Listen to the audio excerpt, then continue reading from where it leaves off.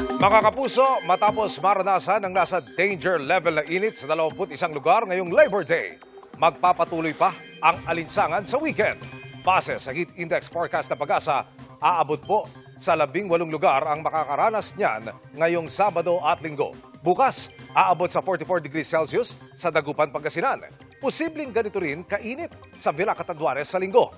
Easterlies pa rin ang pangunahing weather system na magdadala ng mainit na panahon sa bansa. Pero dahil ang init ay isa rin sa mga kailangan para makabuo ng mga kaulapan, hindi pa rin inaalis ang tsansa ng ulan lalo sa hapon o gabi.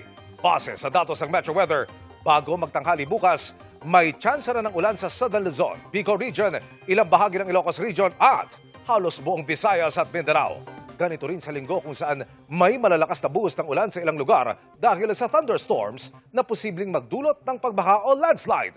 Maaari naman itong mabawasan paglalim ng gabi. Sa Metro Manila, mababa ang tsansa ng ulan pero asahan ng matinding alinsangan. At kapag naging maulap, pwede pa rin magkaroon ng biglaan pero panandali ang ulan kaya magdala ng payong kung lalabas.